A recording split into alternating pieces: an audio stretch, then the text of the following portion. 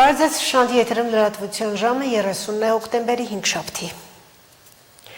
Ելիսեյան պալատում տեղի ունեցել Նիկոլ Փաշինյանի և Էմանուել Մակրոնի հանդիպումը։ Քննարկել են Հայաստան-Ֆրանսիա ռազմավարական բնույթի հարաբերությունների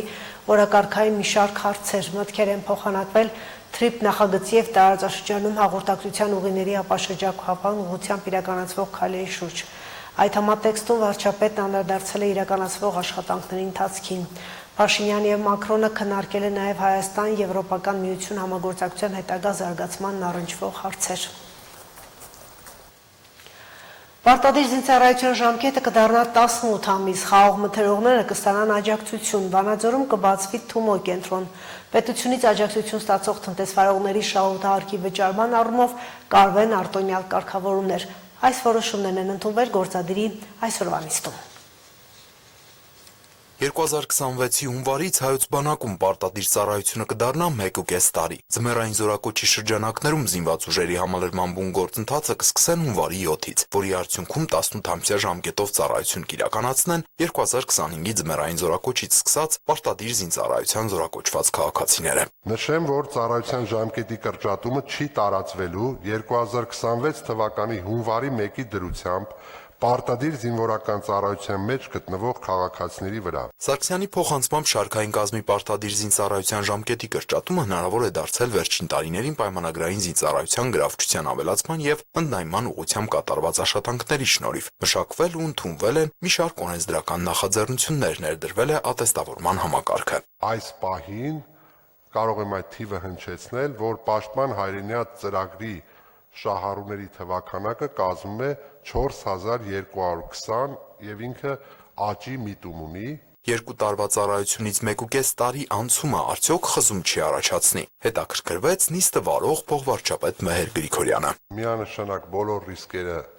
հաշվարկվել են, որևէ խզում տեղի չի ունենա։ Վանաձորում ևս կբացվի Թումո ստեղծարար տեխնոլոգիական կենտրոն։ Կառավարությանը ներկայացված առաջարկով Վանաձորի Թատերական փողոցում գտնվող պետությանը պատկանող շենքը և դրանքի ցողամասը կնվիրաբերվեն Սիմոնյան կրթական հիմնադրամին։ Հիմնադրամի ուղղությունները կրթական 14-ն են և ծրագրի իրականացման նպատակով հիմնադրամը առաջիկա 3 տարիներին պատրաստվում է 1 միլիարդ 800 միլիոն դրամի ներդրում իրականացնել։ Փոխվարչապետ Մեհեր Գրիգորյանը հետաքրքրվեց ԿԳՄՍ փոխնախարար Արտուր Մարտիրոսյանն էլ պատասխանեց Թումո կենտրոնը գործում է 2011-ից։ Այս պահին Հայաստանի տարածքում կա 6 կենտրոն, իսկ Վանաձորը կլինի 7-րդը։ Բայց նաև ունենք 40 տուփեր, այսպես ասած ավելի փոքր Թումոներ։ Ընդհանուր թիվը շահառուների այս պահին 21000 է,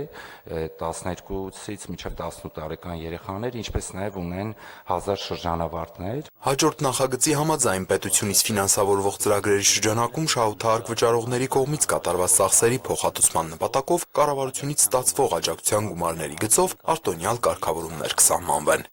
Խնդիրը այն է, որ ներկայումս այս աջակցության գումարները եկամուտ են համարվում դրան ստացման հարկային տարում ամբողջությամբ,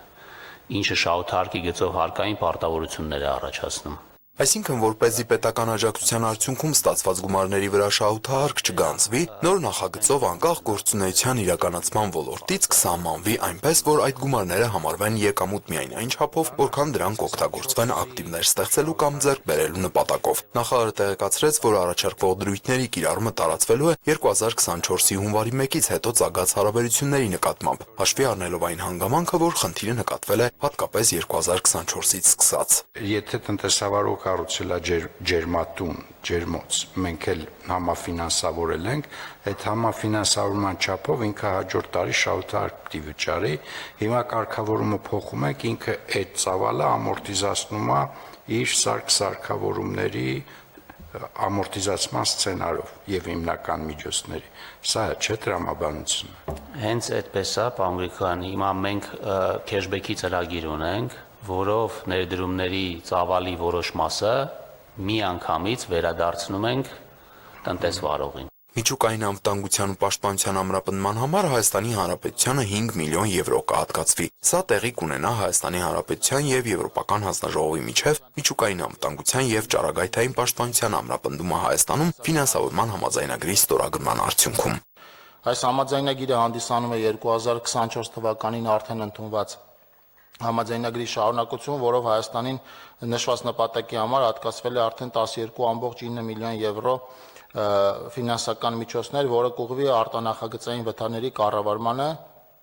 մասնավորապես ջրածնով պայմանավորված ռիսկերի նվազեցմանը։ 5 միլիոն եվրո համաձայնագիրը վերաբերվում է արդեն վթարի դեպքում առաջացած ջրածնին վերաբերմունք ցույց տալուն որպես այդպիսին։ Գումարի մի մասով ձեռք է բերվելու ջրածնի այրում իրականացնող սարքավորում եւ տրամադրվելու է ՀԱԵԿ-ին։ Մյուս մասով աջակցություն է ցուցաբերվելու միջուկային անվտանգության կարգավորման կոմիտեին, որպեսզի իրականացվի եվրոպական փորձագետների հետ անվտանգությունը հիմնավորող փաստաթղթերի վերլուծություն։ Օրակարգի զեկուցվող վերջին նախագծով էլ կառավարությունը աջակցություն կտրամադրի Վայոց-Ձորում խաղողի, արենի եւ ոսկեհաց սորտերի մթերում իրականացնող տնտեսվարողների։ Էկոնոմիկայի փոխնախարար Արման Խոջարյանի խոսքով առնվազն 700 եւ ավելի քանակությունը նվազագույնը 220 դրամով մթերված արենի եւ ոսկեհաց սորտերի խաղողի ամբողջ ծավալի յուրաքանչյուր 1 կիլոգրամի համար կտրամադրվի 70 դրամի չափով սուբսիդավորում։ Տիգրան Վակիմյան, Հորիզոն։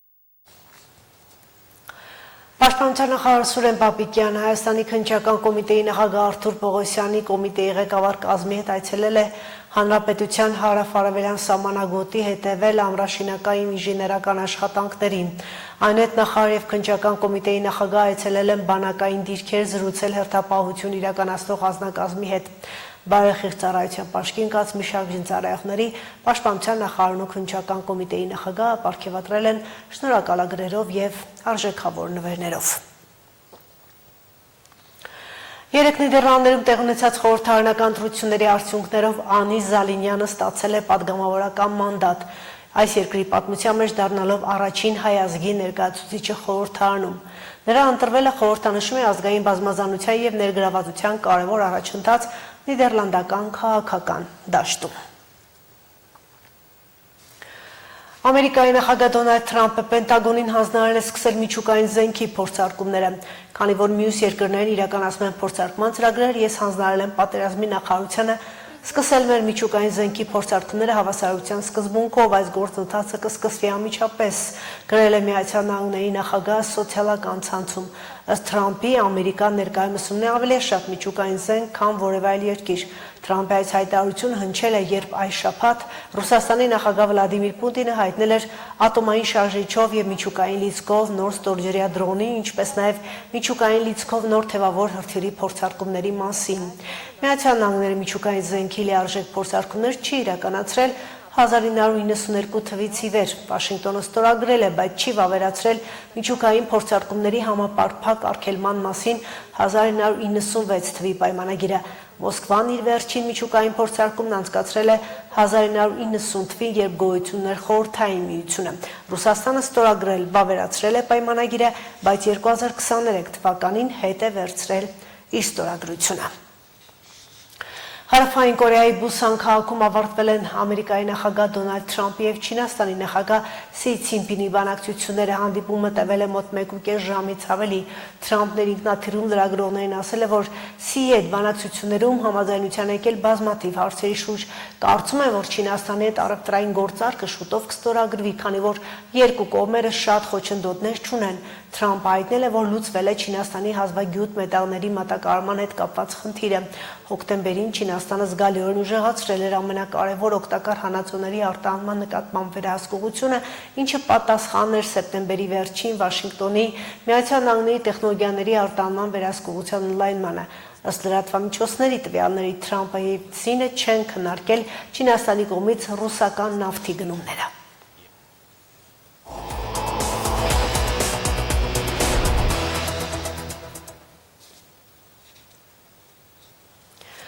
Անպատվության հաղթահարման պետպատվերի ծրագիրը աջակցությունային զույգերին, որոնք տարիներ շարունակ սպասել են ծնող դառնալու երազանքին։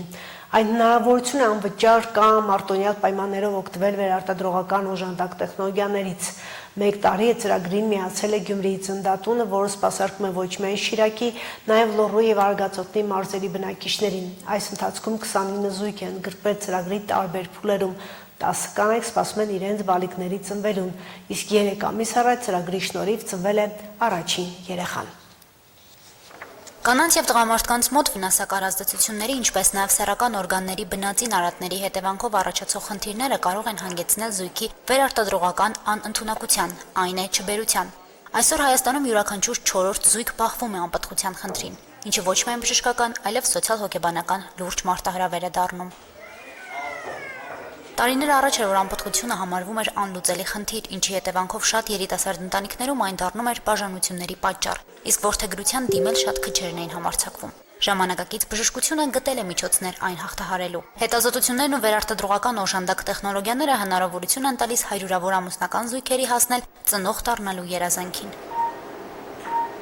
Անպտղության հաղթահարման պետական ծրագիրը շատերի համար դարձել է միակ հնարավոր ուղին եւ հաճախ վերջին հույսը։ Այն 10-ից 16%-ով բարձրացնում է հղիության հավանականությունը։ Գործընթացը երկարատև բարդ է, պահանջում է հետևողականություն։ Բժիշկն առանձնացնում է այն դեպքերը, որոնց պարագայում միայն միջամտությունը կարող է իրական արդյունք ապահովել։